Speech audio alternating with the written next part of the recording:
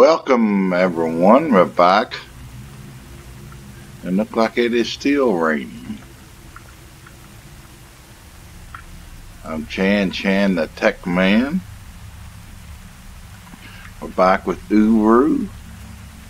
We completed the Journey Cloth phase. We got to do some reading in this episode. I don't know if we're going to get it all done in this one or not before we start the other.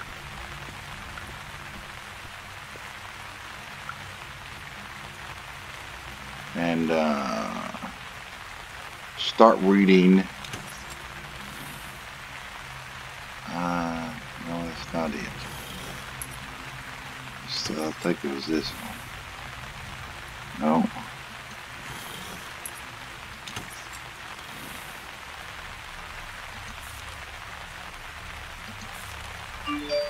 This.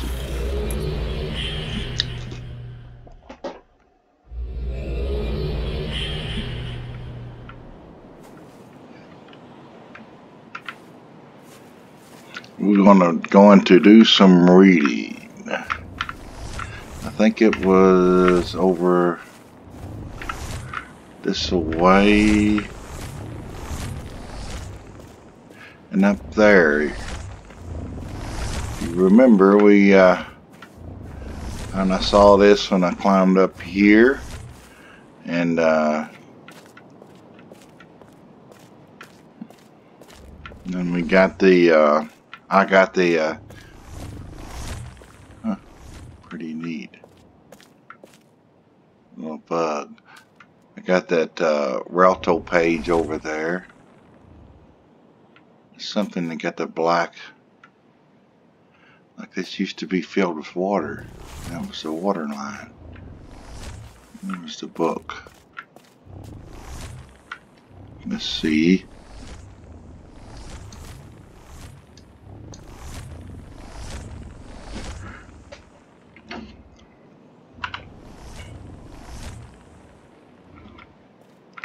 FYI, I did figure out where the storage of the pictures are, so I'll try to upload those to the website when I put this playlist, when the whole thing is complete.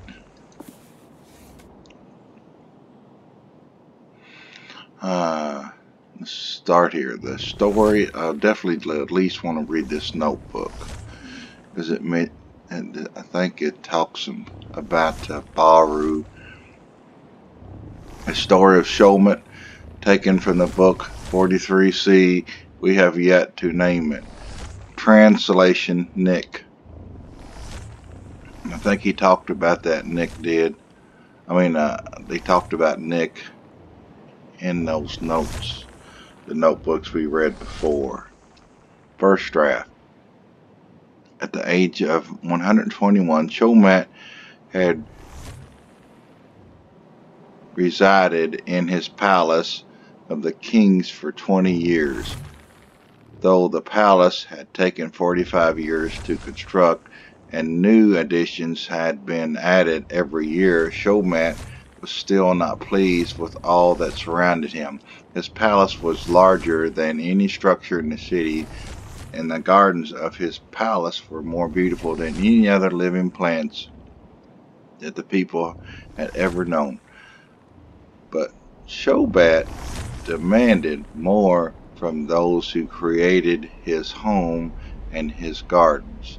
Shomet sent messengers demanding that Lamish, the head,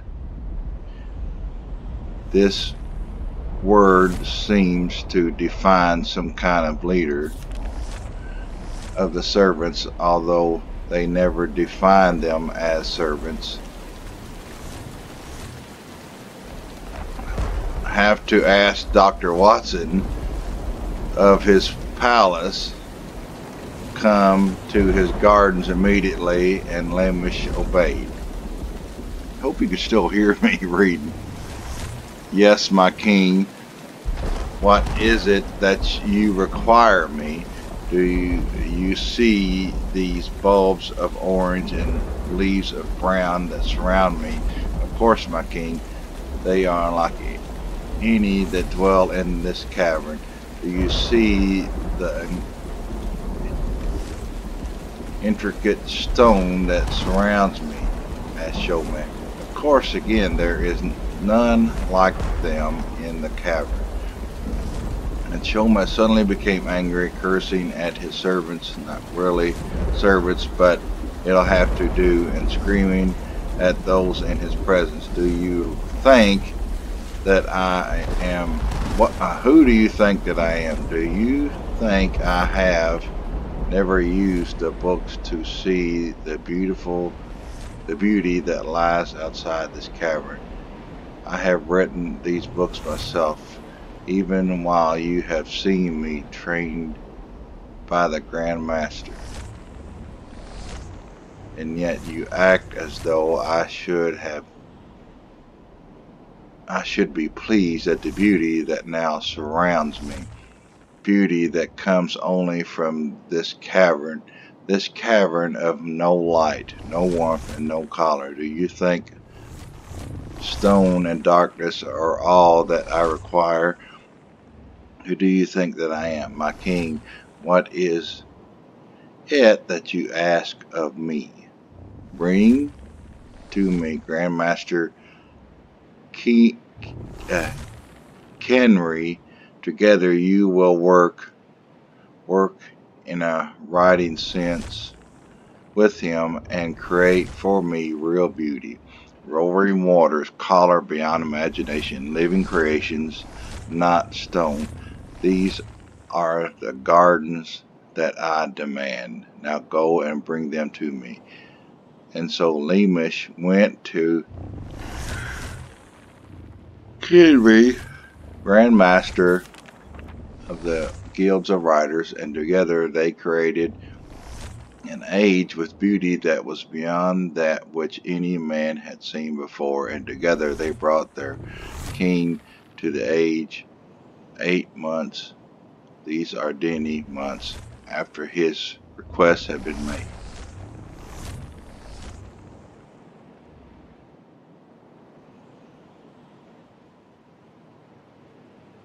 Showmat was pleased with all that he saw. Broad leaves of green and yellow, flowers of every color, and roaring waters of blue and turquoise like the most colorful stones of Denny. And he promoted Lamesh as he was already head. I'm not sure about his promotion, but the word is fairly clear, and made Kenry his most prized grandmaster in all of Denny. Showmat spent every day on his new age, and he asked for more of them, and he asked his architects to provide structures on these ages. I wonder if that volcano age wasn't really something else. I mean, like pretty or something. I wonder if that's not what he's talking about. Well, this happened. Showmat's brothers continued to grow more jealous of their anger, and their anger turned to rage. They had not been invited to live in the palace of their brother, and now, though multitudes of common citizens were invited to the gardens of Showmat, never once were they allowed to visit, and their hearts burned towards their king and brother. So it was that Showmat was sitting alone in his garden age when two creatures approached him. Though they resembled men, they walked on their arms and legs and moved quickly.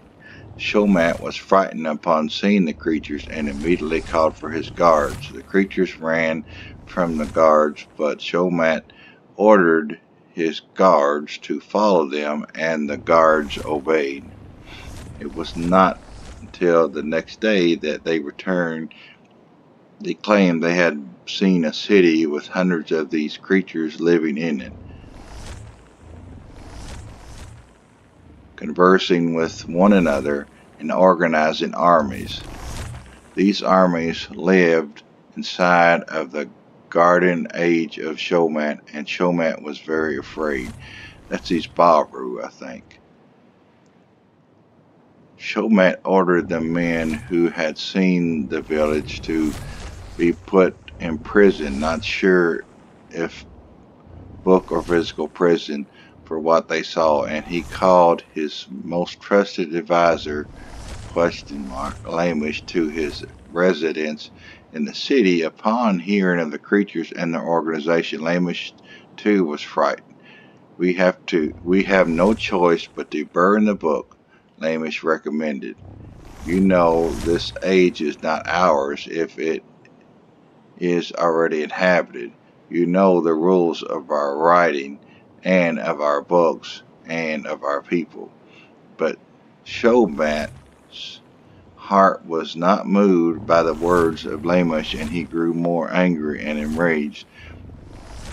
The world was created by me for me. If there are others who exist, they will have to be killed. It is Denny now. So Shomat ordered for his brothers to be brought into his palace, and he informed them of his dilemma. Shomat asked his brothers if they would kill those who lived on his garden age, and he bribed them with talk of power and authority, and so they agreed, even though they hated their brother. And the brothers of Shomat traveled to the age and went to the creatures to destroy them, but in talking with the creatures they become convinced that the creatures should not be killed, but instead they should be used to destroy their brother, and so they devised a plan to kill their brother, the king. While Shomat waited in his palace in the city, his brothers appeared to him. We have finished, they announced. The creatures are all dead. Shomat was pleased to hear such words from his brothers, and on the outside he showed love to them. My brothers, I have done much wrong to you. There have been many times that I have not treated you like even those who work in my palace, and I am sorry for these actions. But today you have proven that you do not hold anger like I do. You are better than me. You have shown me favor, and so I asked you to accept what I have to offer you. Please accept this gift. The Shomat gave his brothers a linking book. Its pages were filled with descriptions of beauty and life, like Shomat's own garden age, and it will be kept here in this palace where you will live now, filled with pleasure, and forgetting their hate for Shomat. His brothers went to the age quickly, and it was there that they died, thinking that they had fooled their brother. Shomat burned the book in his own fire, forever erasing his brothers and their deceit from his mind.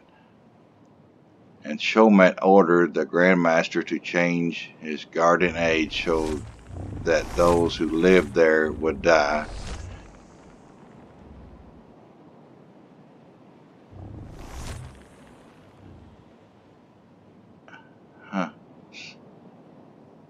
He knew that they deceded, and they went to their garden age, and he burned it. And Shomat ordered the Grandmaster to just change the garden age to the, and that's what happened to that. I think it's that lava. And Kendry obeyed the king, even though he knew it was wrong, and his life was filled with turmoil until he died. But Shomat thought he did what was wrong, continued to live and pursue all that he wanted. Shomat, though he did what was wrong. Okay, the story continues, but it seems a good point to stop. I'd like to go over this a few more times with some better translators, maybe even Dr. Watson. I, I filled in a lot of words as best as I could for now. I think let me make sure that was the, yeah, that's the last one for that one.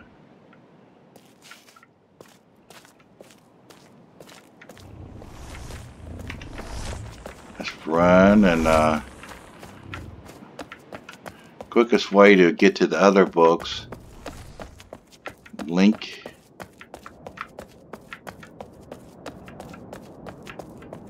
over. If you remember, this link takes us real close.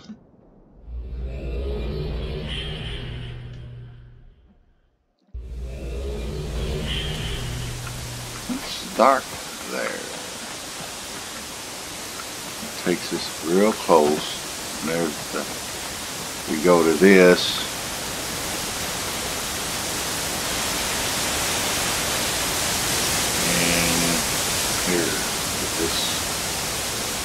It's in the book with all of these, I think, but I can't remember which one it was and had to go through all of them, so I just do it this way.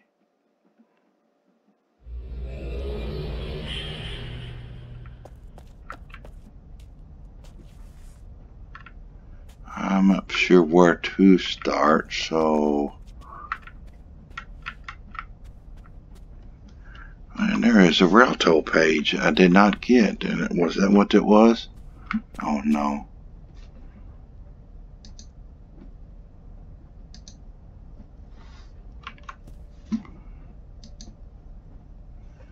Matthew, the last batch of papers you sent were very interesting. Since you did such a good job, I got another list I'd like you to divvy up to the team. How you did do it is up to you. I'd like some more information on family life, ceremonies, etc., anything related to birth, marriage, cultural events. I know we have quite a bit of source material for this, so anything you get will be helpful.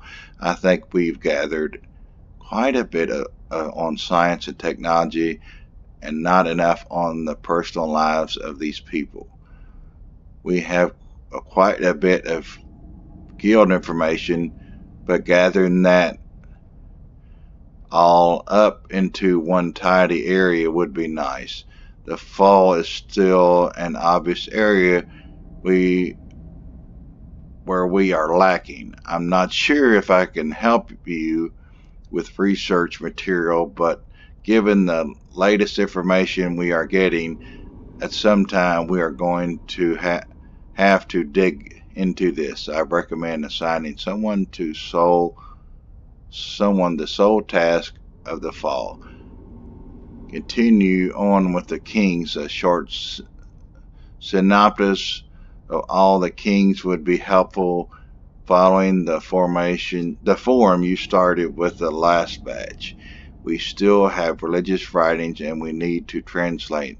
These are going to be the most difficult, but I think they can give us a large amount of helpful information. We have a stack of journals from various Denny residents, etc., not to mention ages. I think that will be more than enough for now. Again, thank your team and tell them they are doing great work.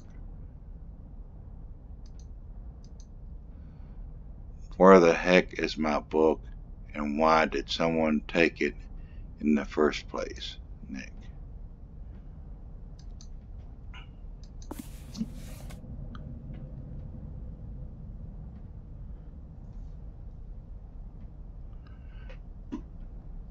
King Kirith took the throne as 6731 DE at the age of 54. Tirith is probably the most well-known name of all the kings, not because he was necessarily considered the best, but because he was the last. okay, I think we saw his body in one that chamber that looked like the chamber in the Widow of the Web in the old movie, and in that chamber. Remember, we saw the skeleton. I think it's him. His name came to represent all of the kings in the latter years, including the renaming of the Arch of the Kings to the Arch of Kereth. His mother had raised him to follow the teachings of Gish, and by the time he took the throne, he was believed to be a wholehearted believer to the followers. Because of that and the experience of watching his father interact with his advisors, Kereth had decided from an early age that the king was no longer the correct way that Denny should be led. At least he argued, not until the true great king would come. I'm not sure if that's the same one or not, though. It might not be. I might be wrong on that. I think it did start with a K, but I might be wrong. The fact that Kereth, in a single reign, was able to convince his people that the way they had been ruled for thousands of years was wrong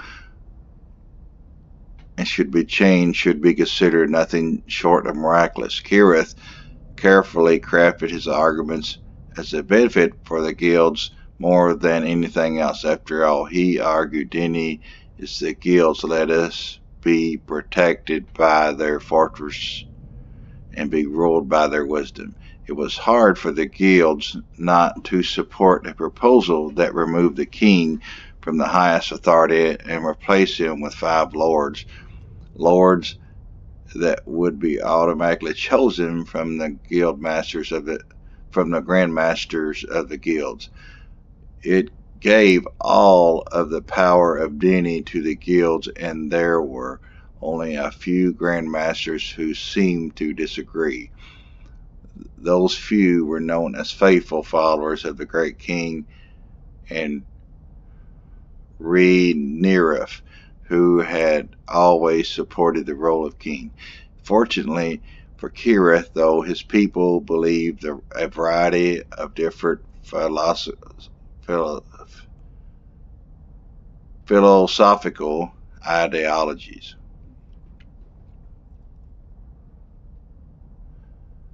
Only those who faithfully followed the original teachings of Rhaenyra and the great king were disturbed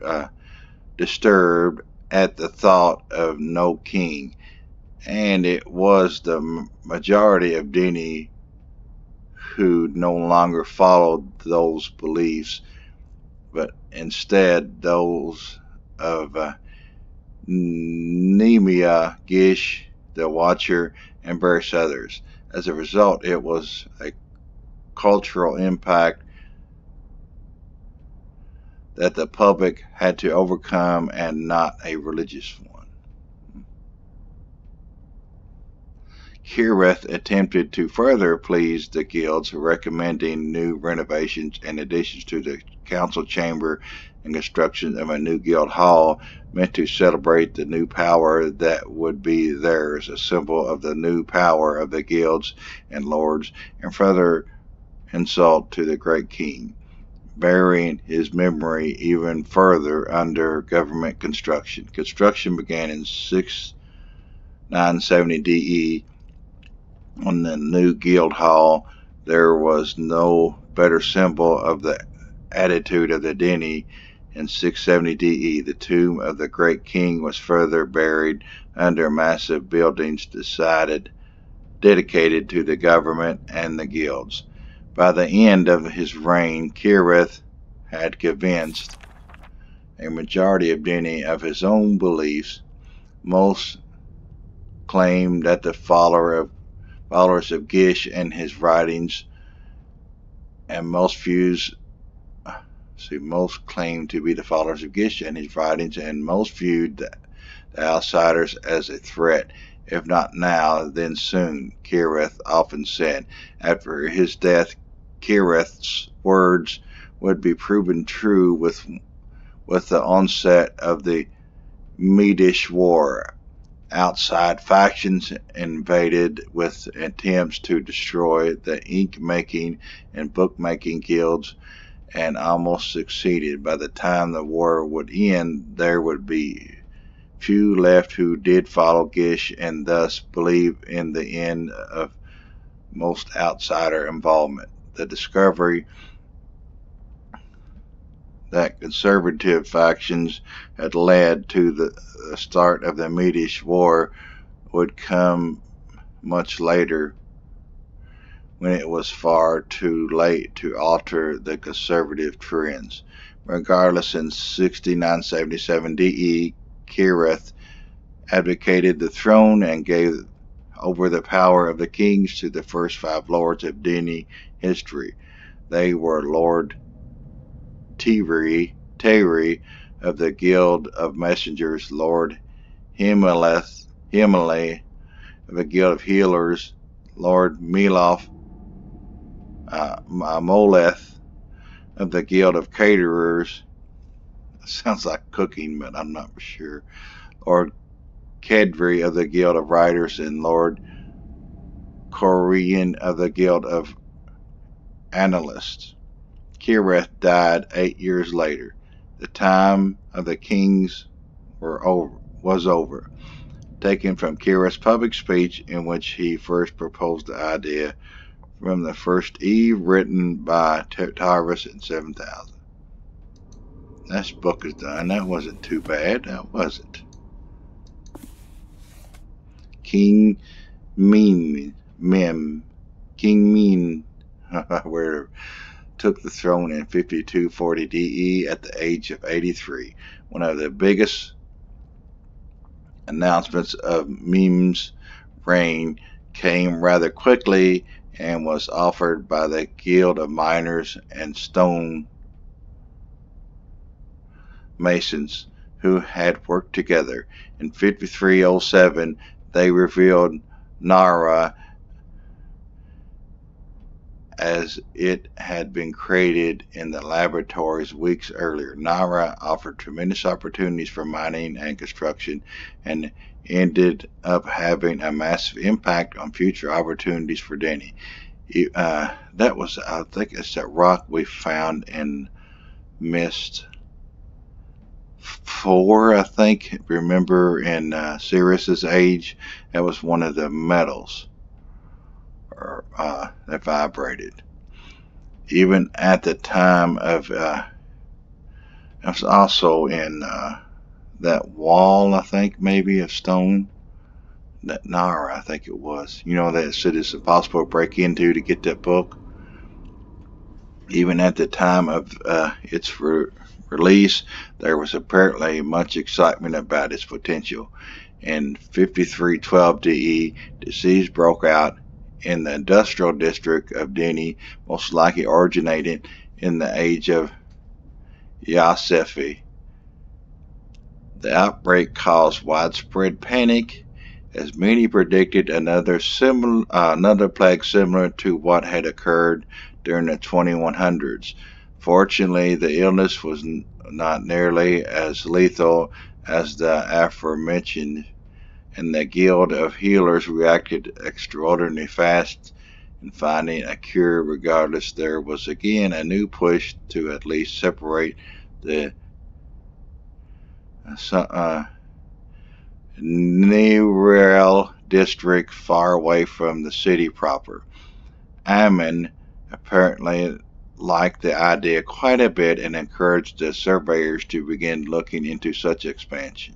In 5359 DE, the Dini received another great reason to begin major expansion, and it came in form of Stone Tooth. It was the second of the great diggers, and quite a bit more powerful and technologically advanced than the other Stone Eater. Memnon immediately ordered the Guild of Miners to begin clearing an area along with Stone Eaters for a new industrial district replacing Tyrell. It was not until 5475 DE that actual construction was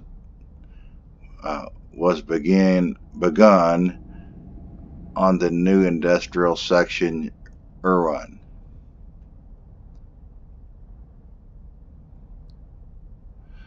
Less than 100 years after Stoletooth in 5473 DE, the Guild of Maintainers announced that the newly discovered Derethini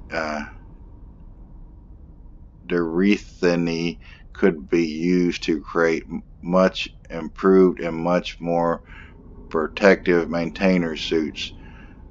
Though such an announcement would not seem especially important, the new suits ended up having a great impact on Denny culture, since the maintainers were able to take bigger risks with the types of ages they could explore. The Guild of Writers were allowed to be a bit more liberal in their writings, and a new breed of age was begun. During Memnon's reign, words became a common topic of discussion, and attention was again given to the older temples. Evidence points to numerous remodels and renovations of many of the secular temples that had been built years earlier on the new line in the Great Zero.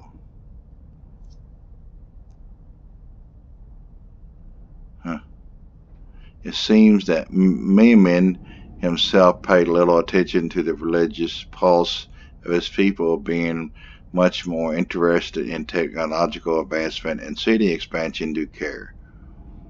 Once Memnon felt that Stone Eater and Stoletooth were no longer needed, he recommended using them to build an underground tunnel connecting the island to the city proper and minimizing the need for boat travel.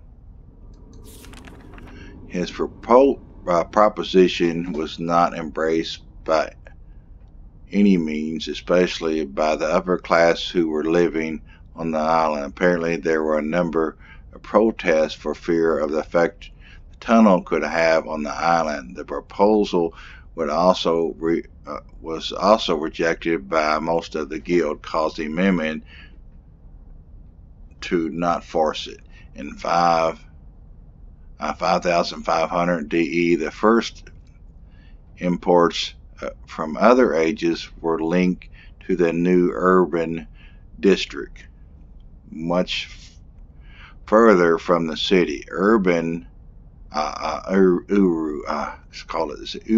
district, the new Urun district, much further from the city. Urun was said to be a tremendous improvement over the older Neril, much more advanced,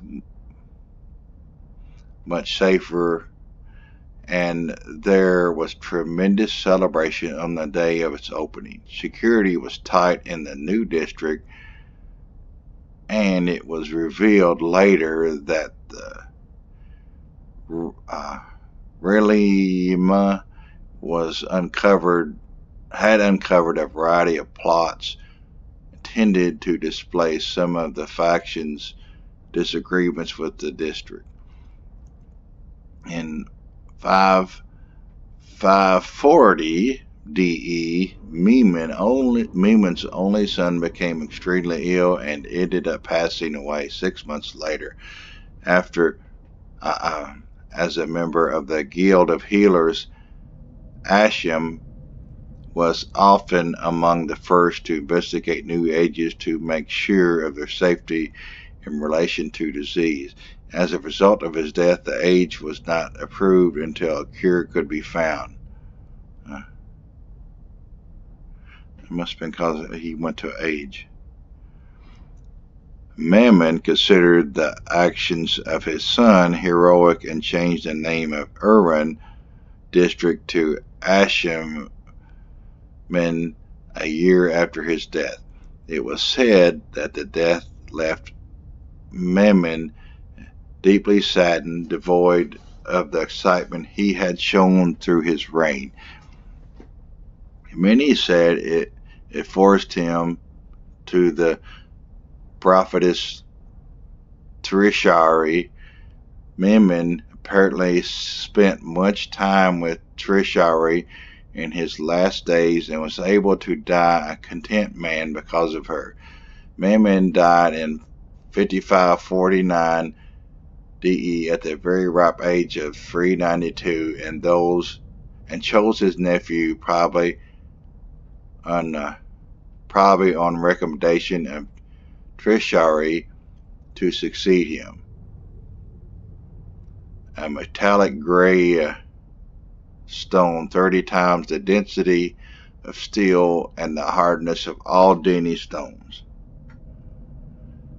Yashephi was mostly forest and probably and provided Dini with a good portion of its wood supply, including the expensive and rare Yema. The industrial district was formed during the reign of Nandira and served as an important center for most outside goods. The newer ages allowed for much more experimentation with atmosphere, animal life, and energy sources. From the Journal of the Grandmaster Beshar of the Guild of Stone Miners. From the journals of the prophetess Trishari assigned to the king Memnon. It should be noted that prophetesses had been assigned to all of the kings, but for the most part had become nothing more than figureheads rarely consulted. From Ashim, written by Remenia in 5589. That's enough for that book. You got that one done. I don't care what that changed. It changed me back from that suit. Huh. Interesting. I think we got that book though. I mean that Lincoln cloth. I'm sure we did. Check this out. I know the DRC doesn't want us to touch these, but I bet Watson would like to know how these register with the doors too. It makes no sense. And don't lose it. I could barely get it off of the wall, and when I did, it was pretty scary. Maybe the weirdest thing is that when I went back later, the cloth I got this piece from was intact again. I know I got that because I wouldn't be able to finish the game.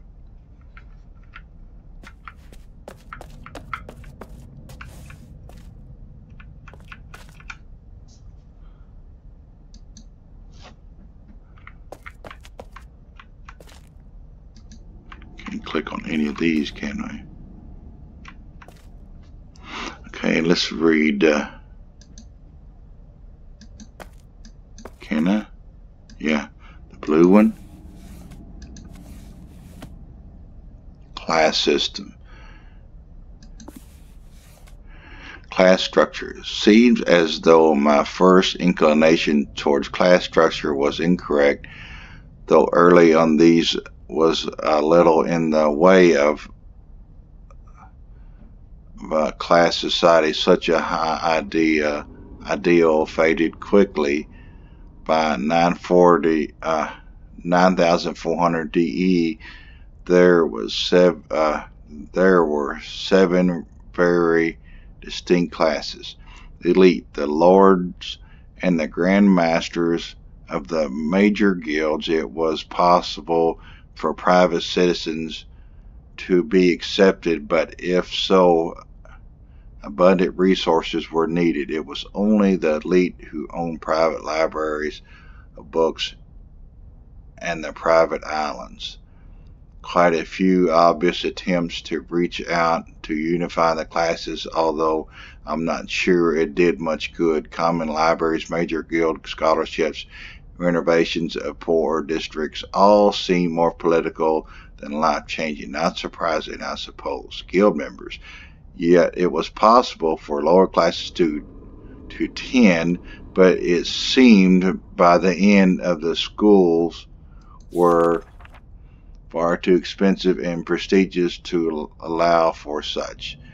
As a result, the grades became a class among themselves, and a very high one at that.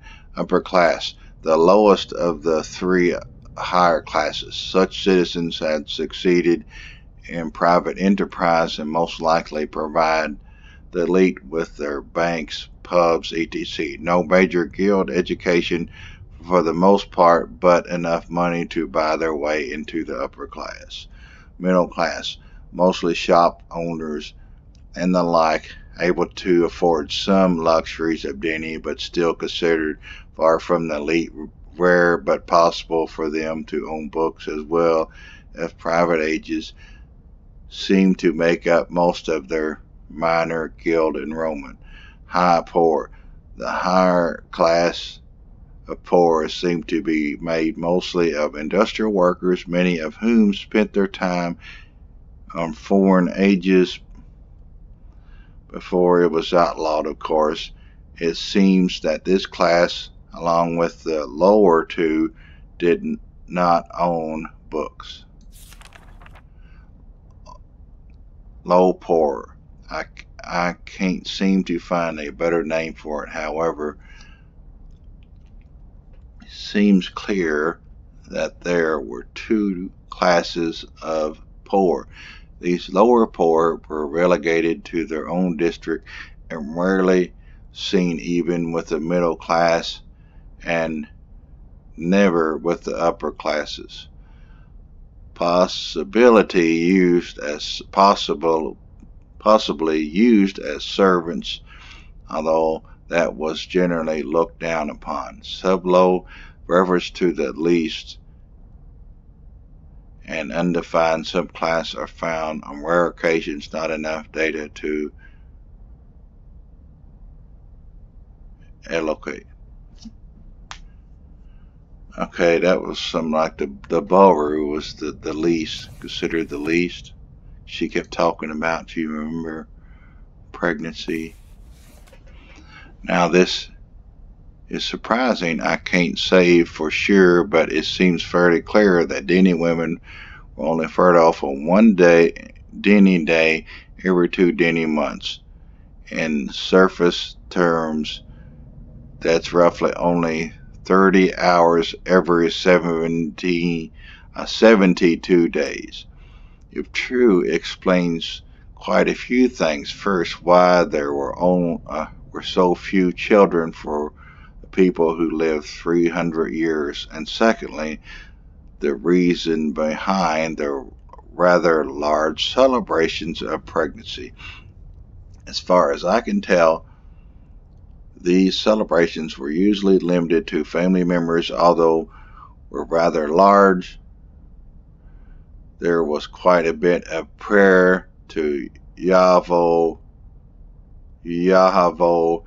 as well as blessings from the family members. These blessings usually included vows to care for the pregnant women and child through the coming months.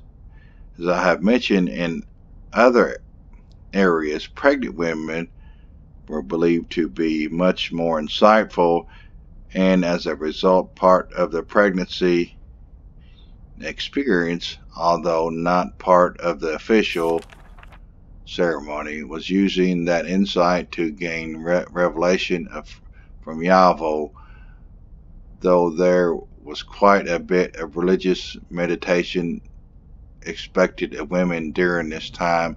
I won't go into it here. However, this meditation was expected to primarily guide the women to her child's future and its purpose, and was taken rather seriously.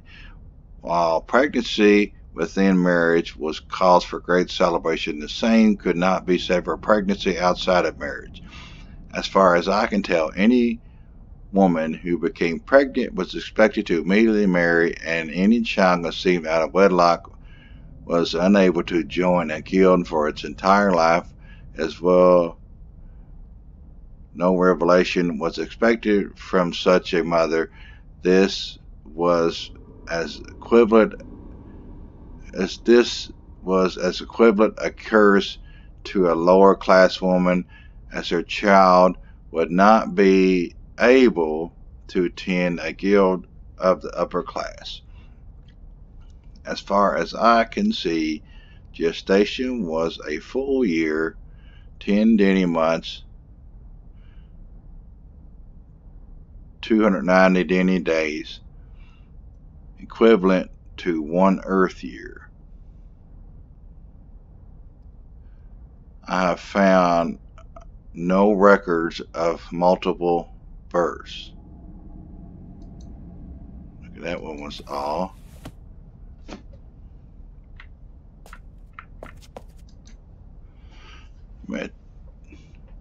Maturity. That's funny they got that written on it. These look real, to be honest with you.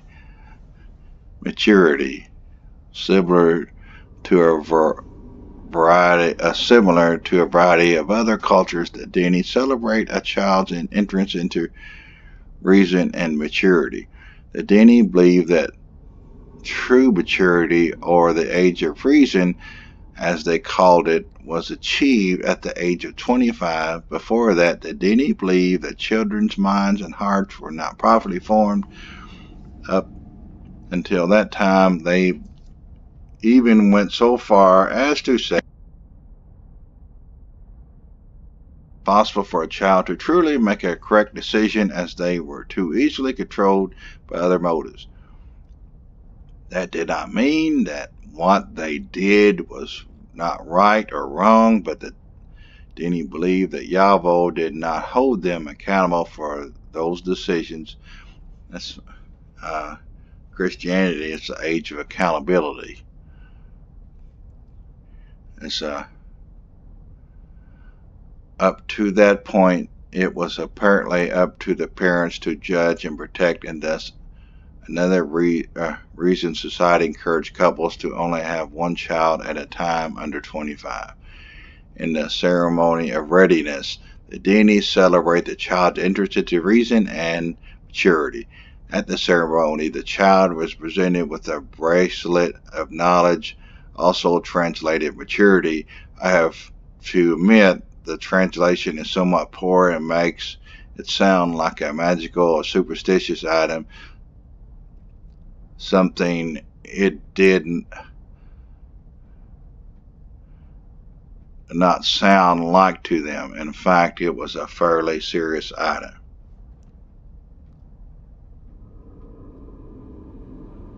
The Denny viewed the bracelet as a sign of accountability. The individual, once given the bracelet, was expected to be responsible for his or her actions, as she had true knowledge of good and evil and the wisdom to make the right choices between both.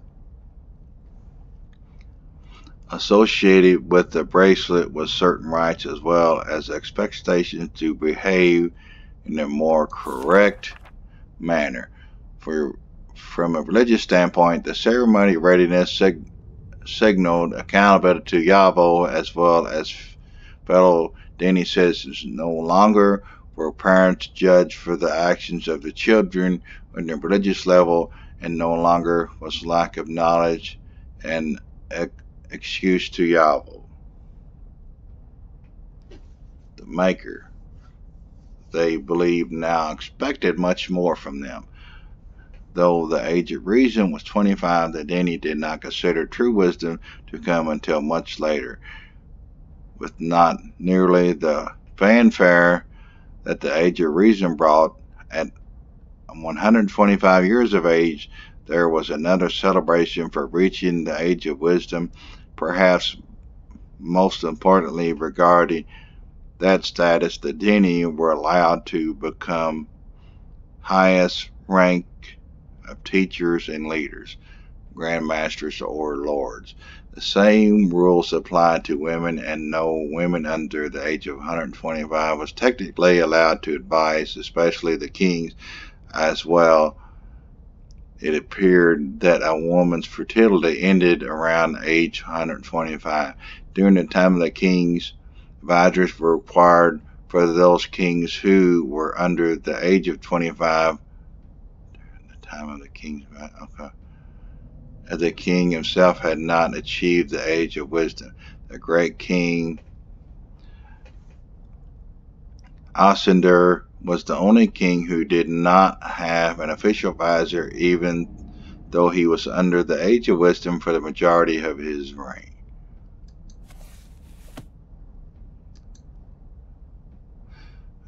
Look at that Scion. That was, I think, maybe the first game they made. The manhole. Huh.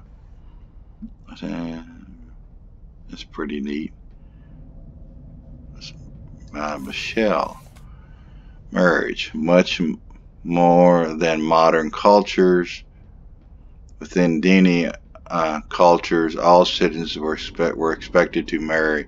In fact, it was even believed that marriage was an important part of a relationship with Yahweh, as it taught and revealed the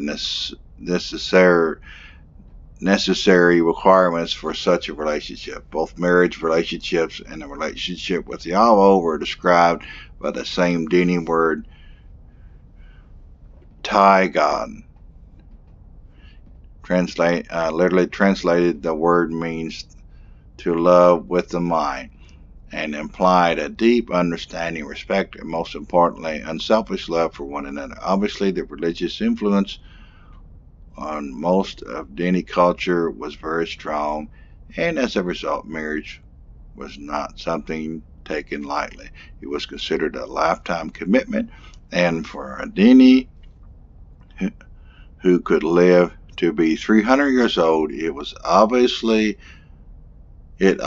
was not a decision the Dini felt should be rushed into, and it seemed as though it rarely was. Some records point to rare arranged marriages, although for the most part it seems that the decision was up to the individual. Marriage was not permitted before the age of 25, and marriage between blood relatives was strictly forbidden. Though allowed, marriage between the classes were looked down upon. Marriages to other worlders was practically unheard of. I found certain writings from the 9000.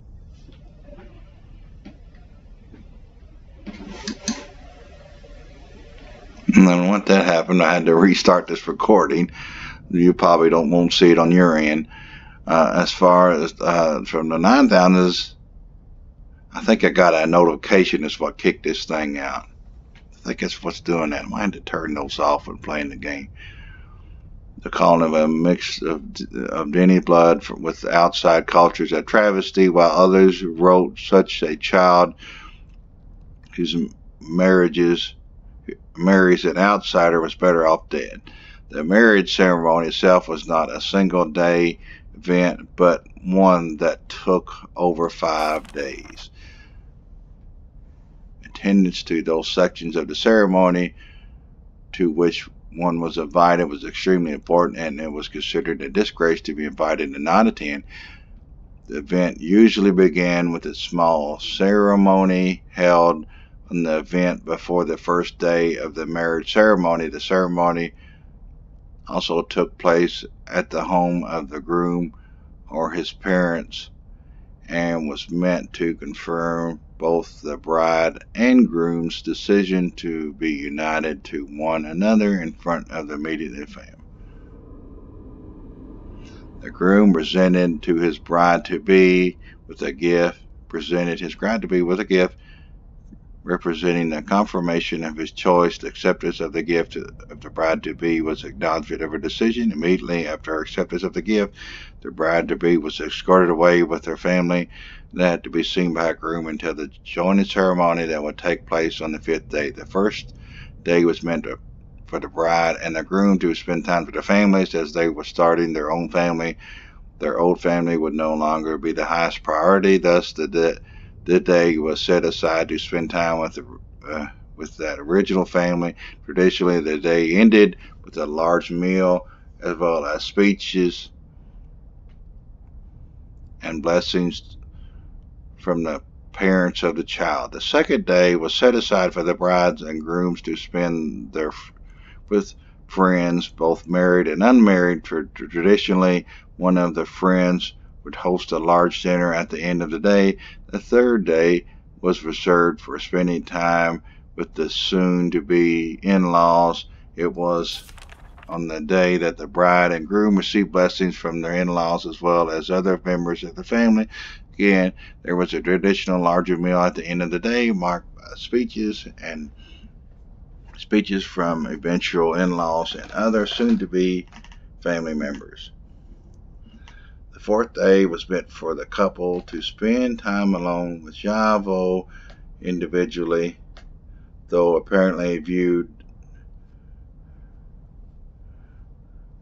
many apparently viewed the day as a formality, others viewed it as the most significant of all the days. The day was often filled with prayer, asking for Yahweh's blessing upon the event, as well as a time to understand Yahweh's desire for their new lives. It was considered a time of purifying themselves before Yahweh. Some choose to spend time with the priests or prophets, while others read the holy book and talked to Yahweh himself. The fifth day was the day of joining. The early portion of the day was set aside for physical preparation, while the latter part of the day was set aside for joining ceremony. For those who did not have access to private ages, the ceremony usually took place on marriage ages. For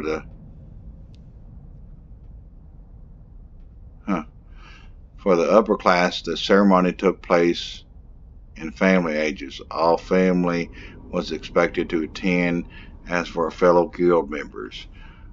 All of those in attendance were divided into two sides. One side represented the groom, while the other side represented the bride. Between the two sides in the center were a long aisle and a triangular podium. The bride and groom would each approach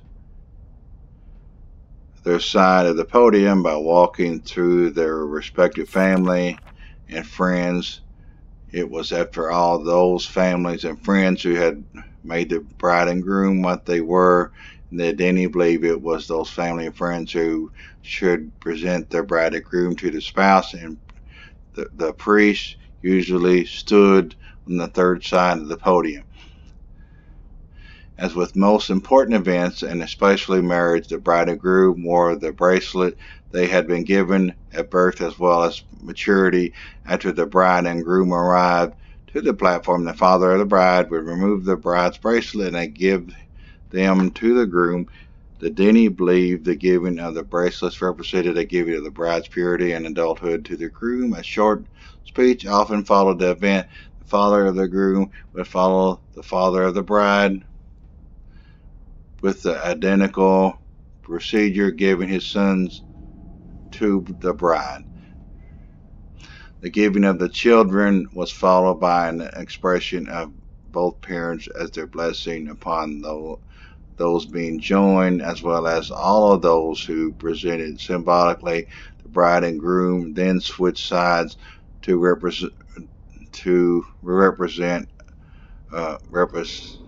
of an acceptance of all the brides and family, friends of their groom, vice versa. Both sides of bride or groom then handed all 4 bracelets to the priestess, while the priestess led the couple through their commitments to one another and Yahweh. The bride and groom placed their hands upon the podium.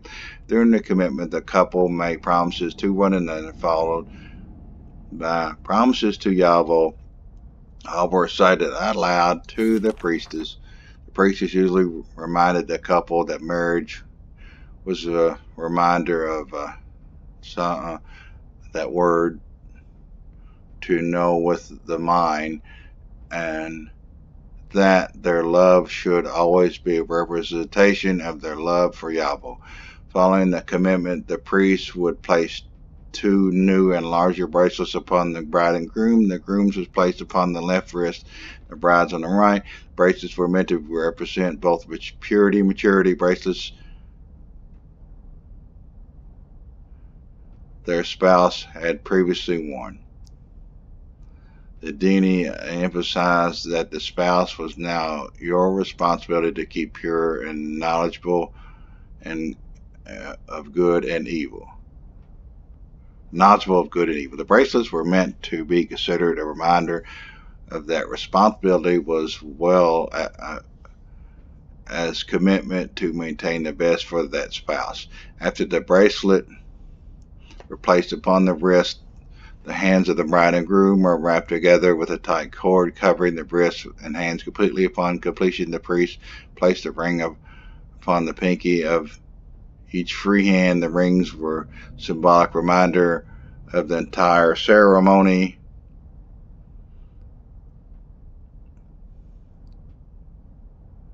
And placed upon the 5th finger represented joining that took place of the 5th day. The priest would then usually remove herself from the podium so that the couple could take her place. Together, the couple then walked down the aisle between 2 parties and toward the far end of the aisle, where a glass of wine waited for them. Before drinking, the couple knelt, prayed together to Yahweh. After the prayer, they each drank from the cup of the 2 sides of the hall, merged into one group, often with great celebration.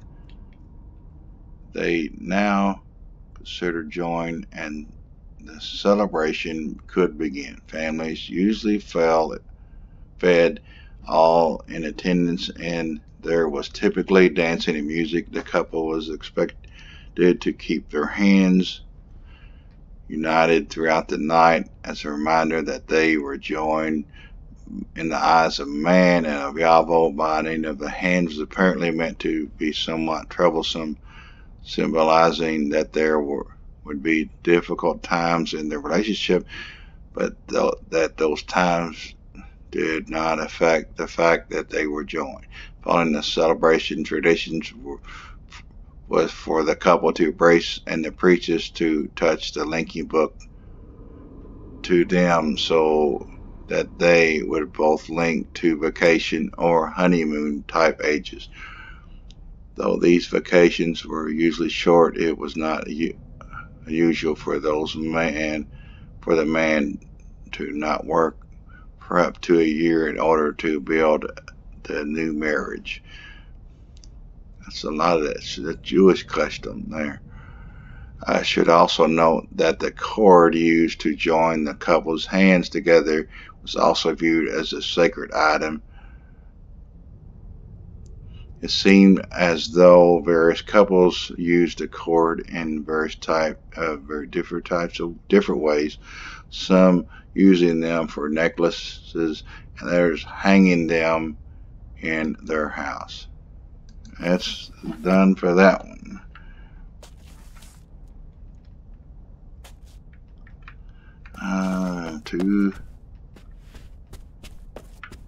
Two more books.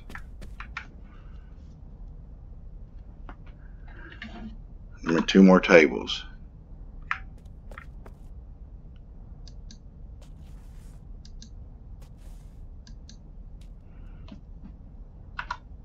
We already looked at that.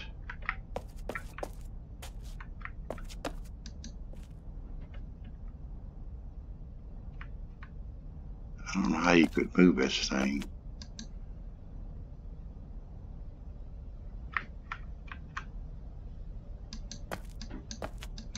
I don't think you can. Oh, yeah, there we go. Right clicking. Okay. That's pretty neat.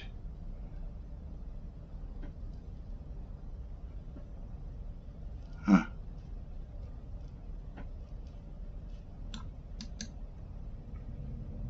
Left click takes it back to where it was.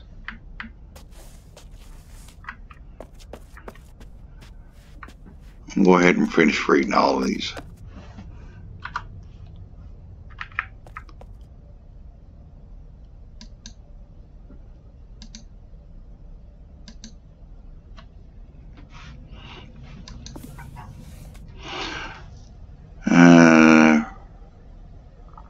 Was born in 2070 BE before Earth on Garternay. He was accepted into the Guild of Writers at the age of 5, a standard age, and as the years passed quickly, become one of the finest writers that Nonay had ever seen. Certain records go as far as stating that Brynjolf was unsurpassed in skill by any other writers of the day. By the time he was 90, Brynjolf had achieved the rank of Guild Master and was well on his way to become the Grand Master. However, due to personal convictions, he never achieved that rank. Brynjolf had long been a challenger of the views of the Guild of Writers as well as the king himself. Brynjolf was apparently very concerned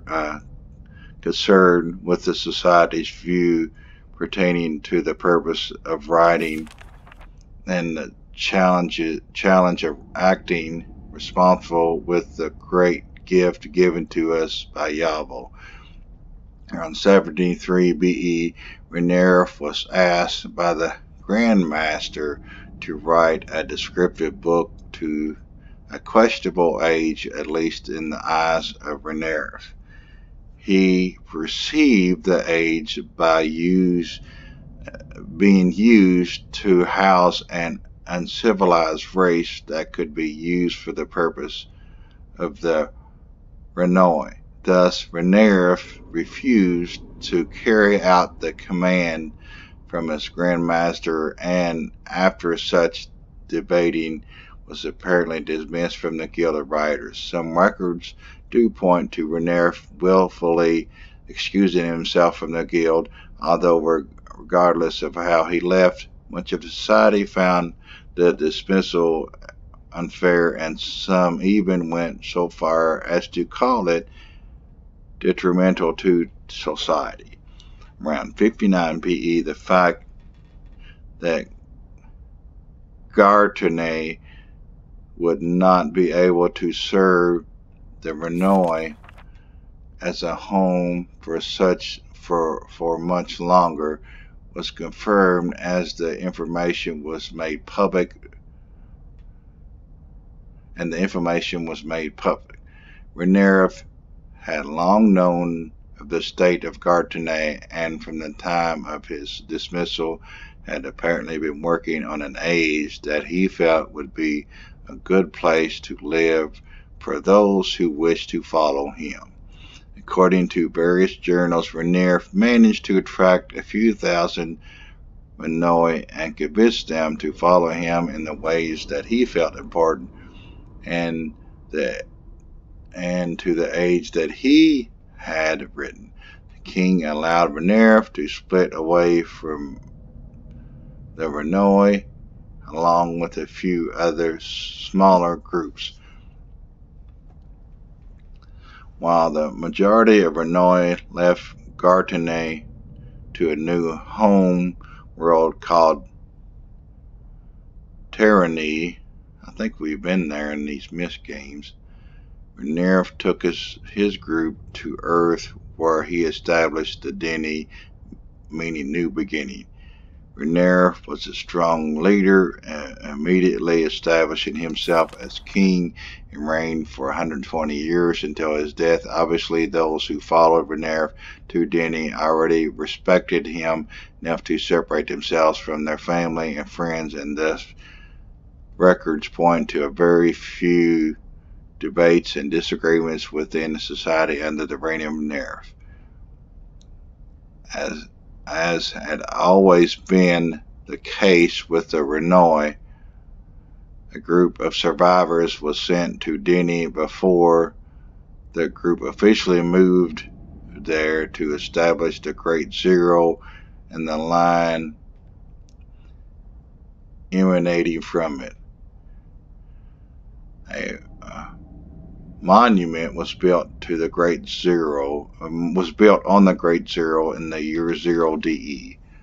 Unlike previous occasions, Renerf established the line of the Great Zero as set apart for holy buildings without authorizing by the reigning king. Construction was forbidden, though it's never stated directly.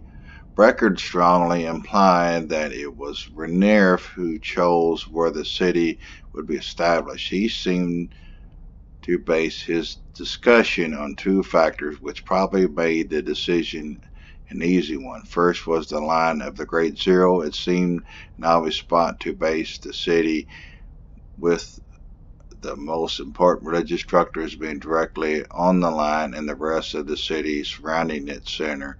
The second factor was a group of waterfalls that flowed from the ceiling of the cavern to an area adjacent to the line of the Great Zero. The fresh water, flowing water, was perfect for drinking.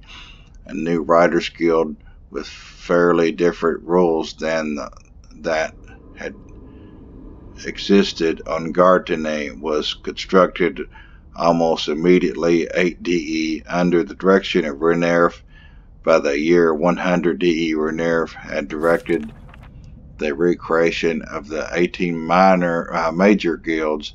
The guilds were dedicated to Yavo on the day of the Circle, a celebration not only of the completion of the major guilds, but a celebration of the new guilds, which Renerf believed were healthier than those that existed on Gartene, guilds that have been established to please Yavo and not themselves, Renerf said.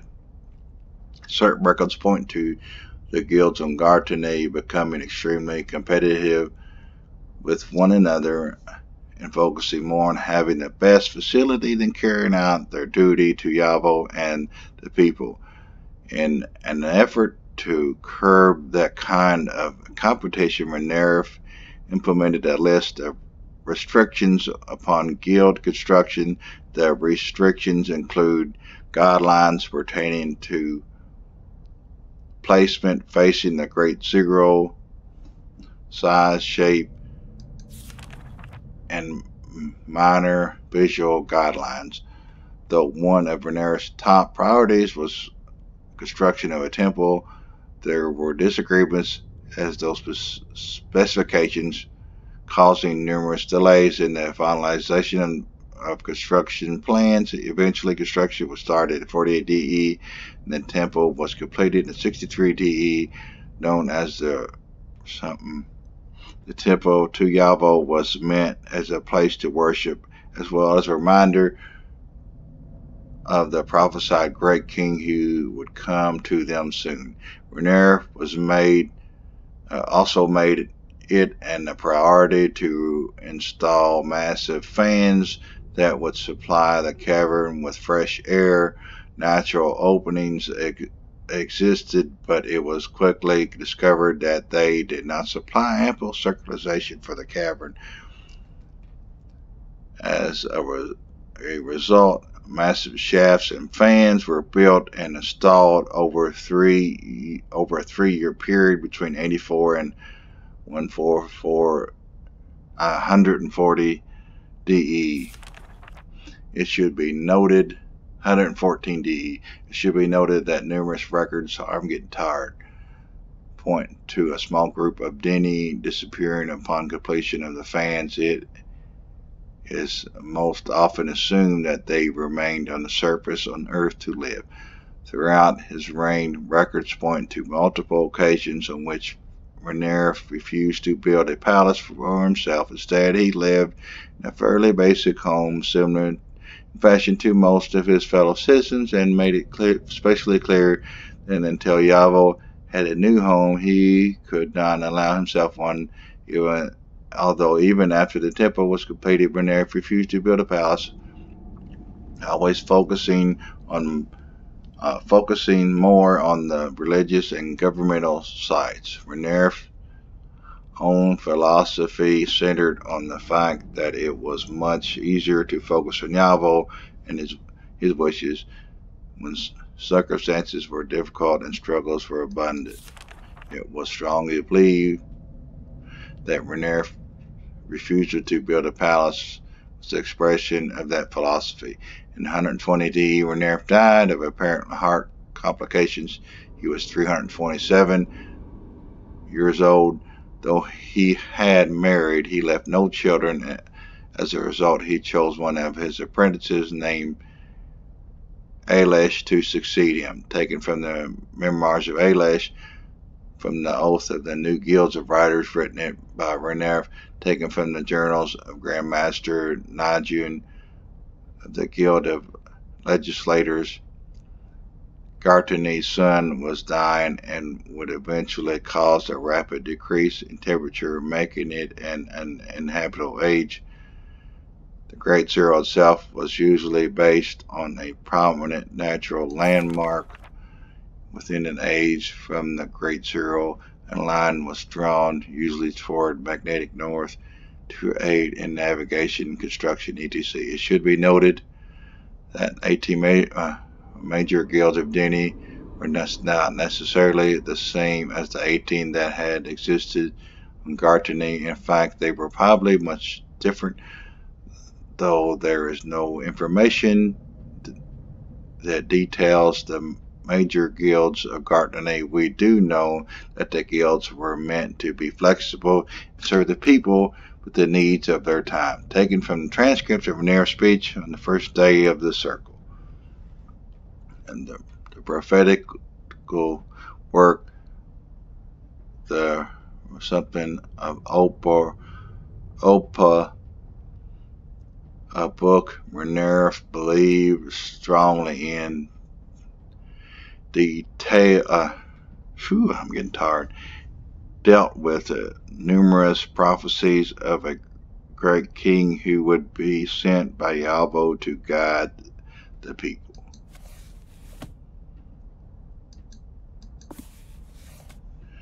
King Daemon took the throne in 4692 DE at the age of 154.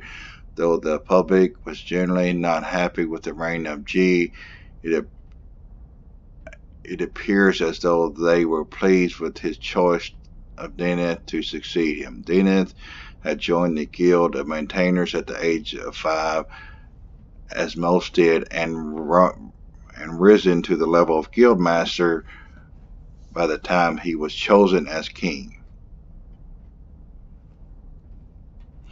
The selection was a surprise to much of the public, and apparently even to Daemon himself. It was not a post he especially desired to have. Almost immediately, Daemon ordered a ban on all unnecessary links to be enforced by the maintainers, while the council carried out emergency meetings trying to decide their stance on the outsiders. In these meetings, the council concluded that relations with the outsiders would continue, but with a much stricter restrictions and guidelines. The list was long. The list was long that Demuth signed into law and included the restrictions of any outsiders operating Denny machinery or linking books. Perhaps more importantly, the council and King sent a clear message to all of the factions who were against outsider involvement that Denny, their ideas would not be tolerated if they led to any infractions of the rules previously established by Lo Shemesh, whatever, which were to become strictly enforced.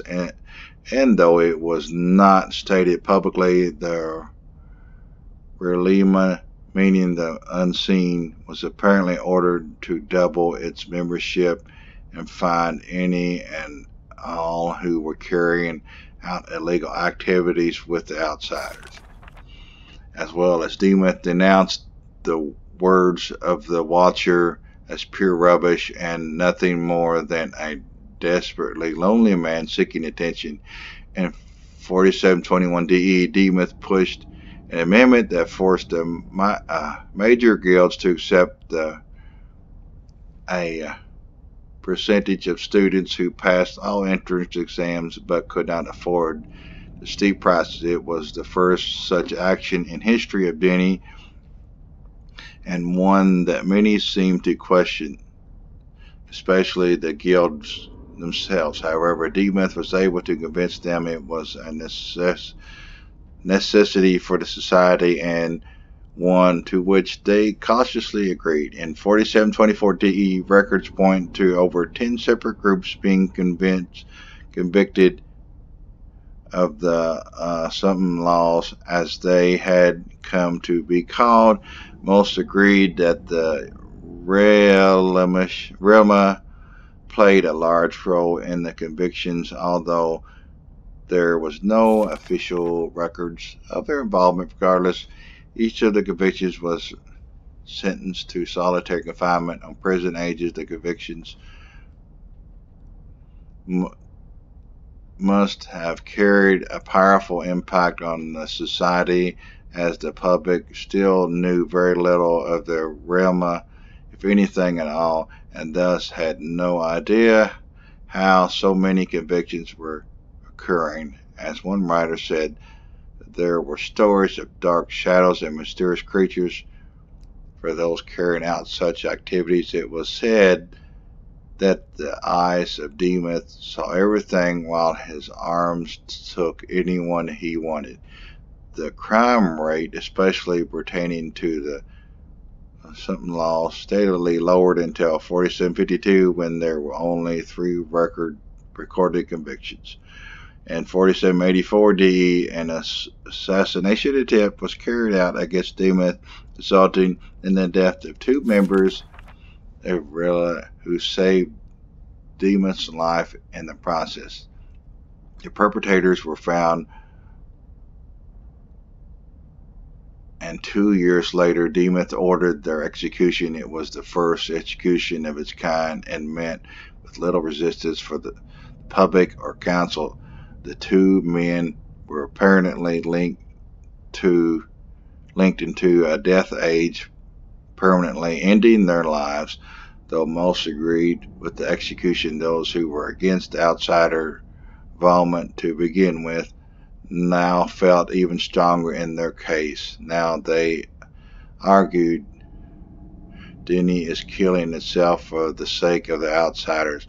In 4826 death match, Demuth was rewarded for his efforts pertaining to the accepted policies of the major guilds. First, the Guild of Stonemasons non-paying members headed the effort to devise early fusion compounding technology,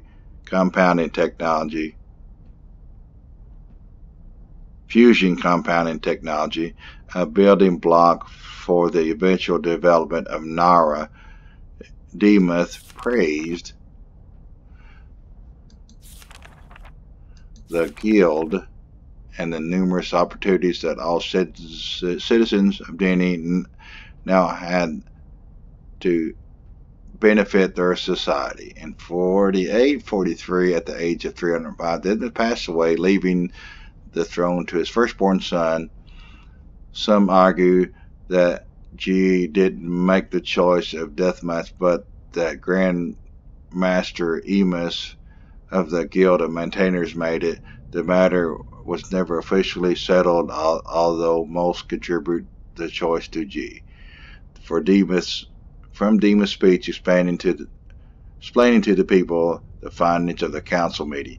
By the time the major guilds had become extremely expensive, and a large majority of the population, even if qualifying to join, the guilds had no way to afford it. Taken from the private journals of the Guildmaster Bretian of the Guilds of Archivists, from Revealing the Unseen, written by Goshen, leader of the cult group Blood of Yavol, made the comment in a public speech. Comments were made by Demuth at the public announcement for the fusion compound and technology.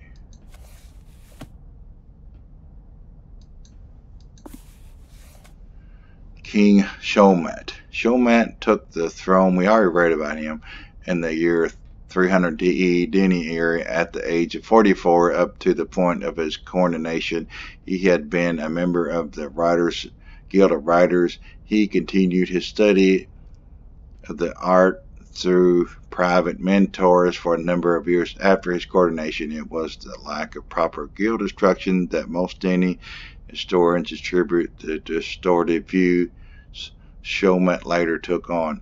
It was an up and down reign, partly due to a tremendous tension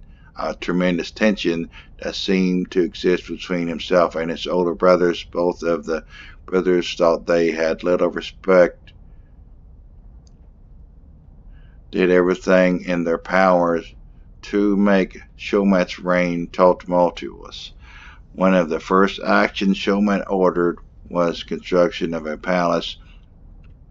When it was completed in 347 DE, Shomet moved in with his family, although his brothers refused and maintained their own homes. Such an act was regarded as a tremendous disrespect to a family and only served to widen the gap between Shomet and his brothers, furthering tensions not only within Shomet's family but within the culture, as well as the lavishness of the palace. Ordinate gardens were present inside the physical grounds, and garden ages were written, as well as linking from within the palace. Rumors abounded that some of these garden ages were even wiped of their inhabitants in order to provide Shomet with relaxation.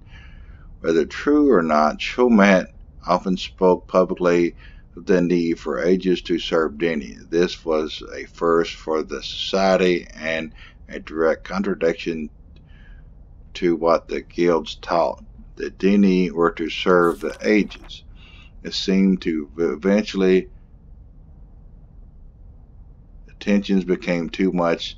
Some say it drove Shomet mad. In 387 DE, both his brothers disappeared and were never found again. It was commonly presumed that Shomet wrote a death book to which both his brothers were linked into, although it could never be proven. Regardless, it was one of the first major challenges for the people of Dini, and they reacted quickly.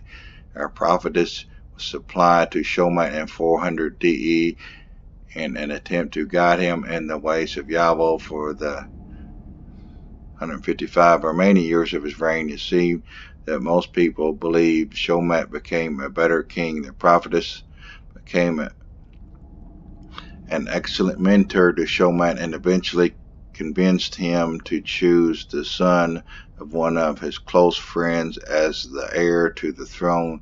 His own children were immediately out of control, and it turns out it was the bloodline of that child that led to the birth of the great king years later. Shomat died of natural causes at the age of 299. Women were generally seen as much better communicators with Yabo than men. As a result, most prophets were women. The choosing of prophetesses as guides for the king started with Shomat and became tradition for all the remaining kings of Dini.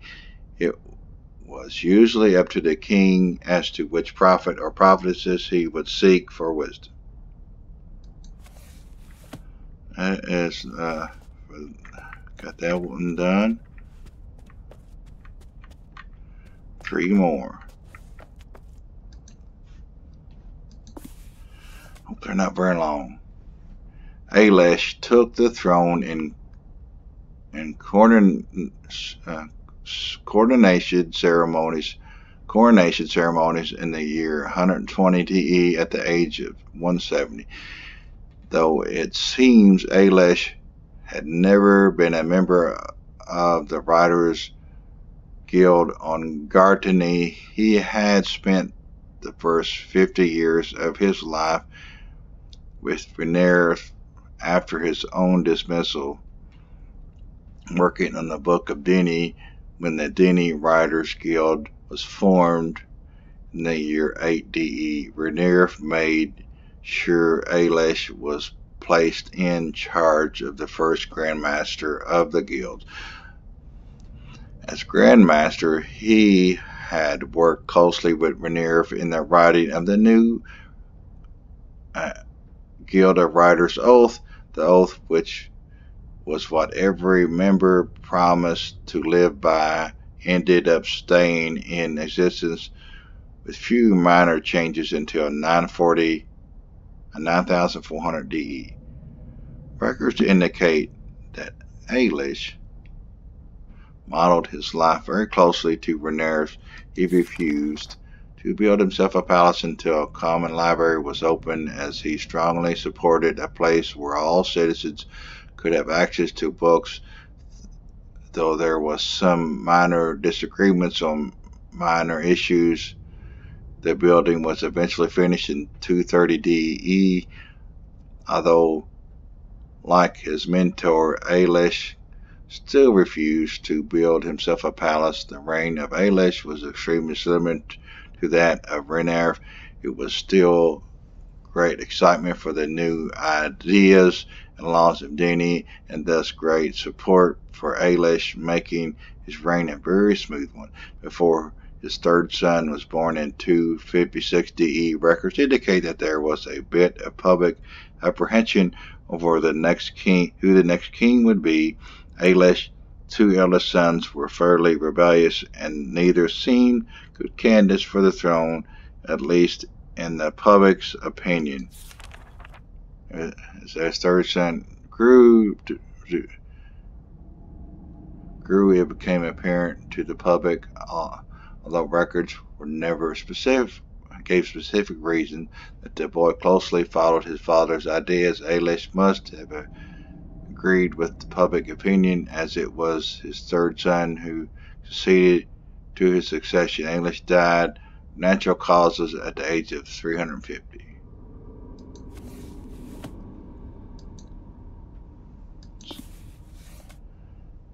Ashimleth took the throne in 599 DE at the age of 54. Ashimleth inherited people who were philosophically confused, the Watcher versus Gish versus the Great King. But technology advancing, many great constructions, mining, and scientific inventions expanding within the cavern at a great rate and moving towards diminishing the involvement of the outsiders within their culture as well. The fighting that had scarred their past was at a minimum. Ashimleth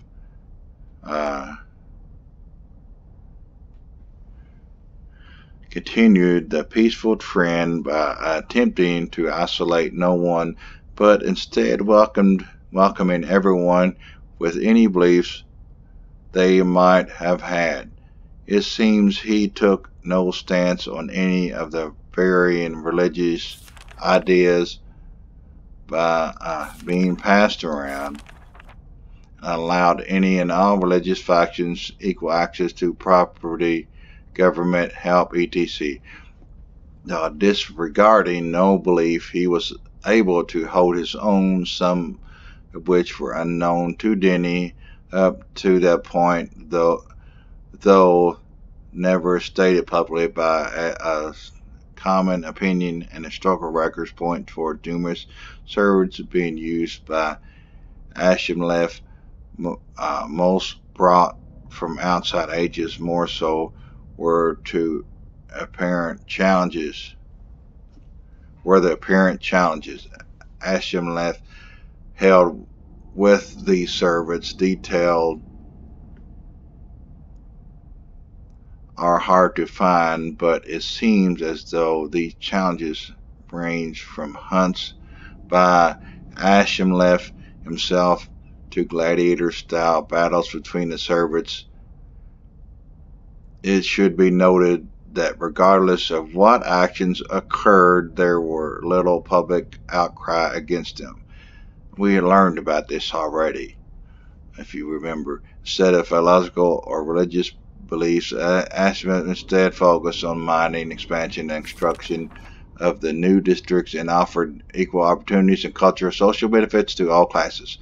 As far as outsider involvement, Ashimlev publicly urged that the order from his father to all of the guilds was not realistic, and that outside involvement would always be needed to some extent. Knowing the comment would anger some of the factions, he became the first king to publicly invite the more extreme factions who wanted no outside involvement to his palace for numerous talks on the issue. Though no decisions were made in the meetings themselves apparently calmed the factions and created a better overall feeling that the two could come to a decision in the future. Around the same time, two key writers from the Writers Guild left to join the Writers of Yova. Up to that point, the groups who believed it was their duty to write the perfect age had been relatively small. Like the Writers of Yava, most of the popular factions or cults in the day focused on Yava in one way or another. The old cults, such as the Tree and Sacred Stone, had vanished from the most part, leaving way to disagreements in the beliefs of Yavo for the most part. Passed away in 6,284 DE at the age of 339, leaving the throne to his third and youngest son from the line of Kirith, written in worth mentioning, as the Writers of Yavo would eventually become one of the three largest sects in all of Denny. After the Judgment Age, most of Denny believed one would either end up in the perfect age or something age. Obviously, most wanted to live in the perfect age, but there was, of course, a variety of beliefs on how that was accomplished. One more, I believe, and we are finished.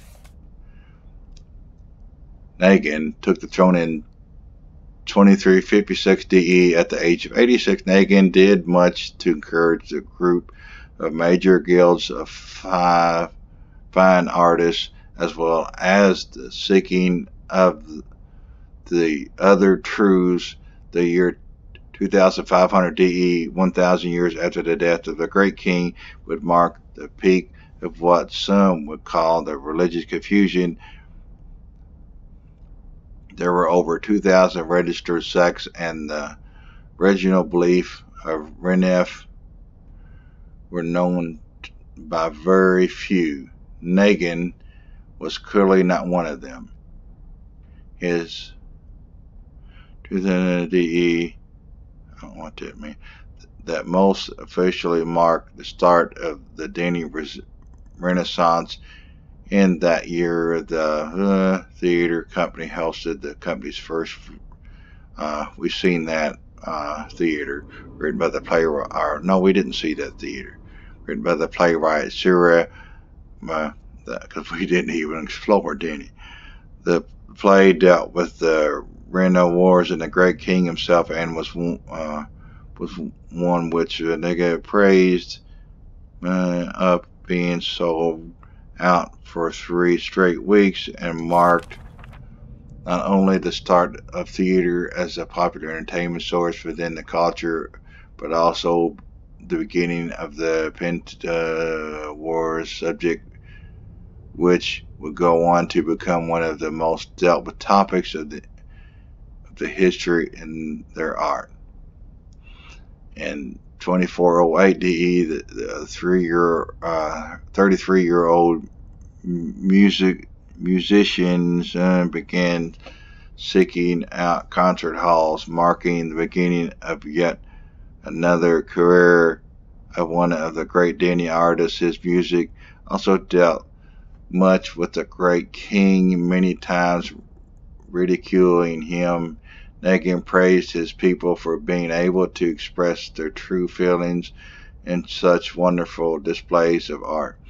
In 2488 DE, the first successful extrusion tests were carried out by the Guild of Miners, and to great applause for the public, Nagin used the occasion to benefit everyone. He appointed the Guild of Miners as a major guild, replacing the Guild of Fine Artists. He then built the Guild of Fine Artists up into the minor guilds of sculptors, artists, actors, and musicians. The split was to encourage growth in mining as well as the arts, two major causes of negative thoughts throughout his reign. His proposal was strongly supported by Surya, and as well as other artists who viewed it as an excellent opportunity for the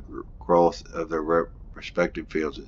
2500 DE, Nagin proposed the construction of the new council chamber for the guild. Somewhat surprising was that he suggested it should be built over the tomb of the great king. The proposal was met with little opposition, and construction began 2 years later. In 2502 DE, the tomb of the great king was barely visible. Tremendous symbol of the Deni had become.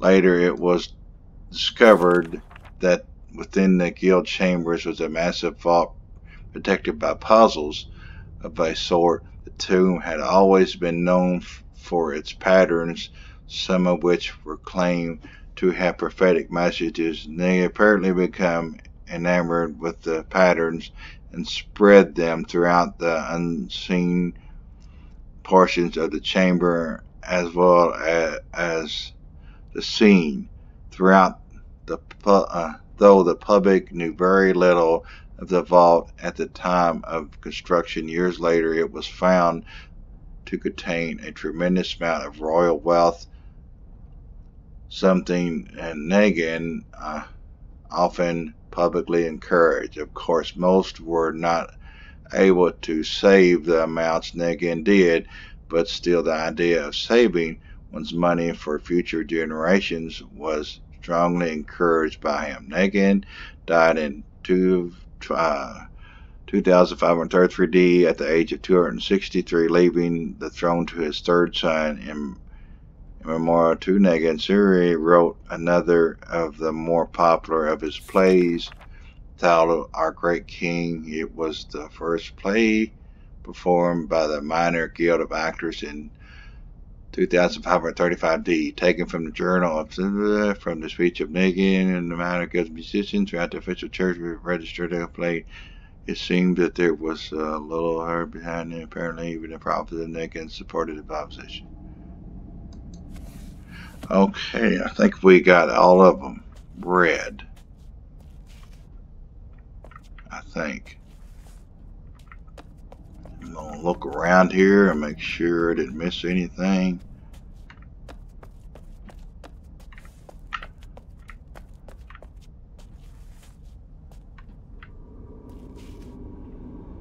wonder if I've seen if there's anything in here I need to get. A lot of nice rugs.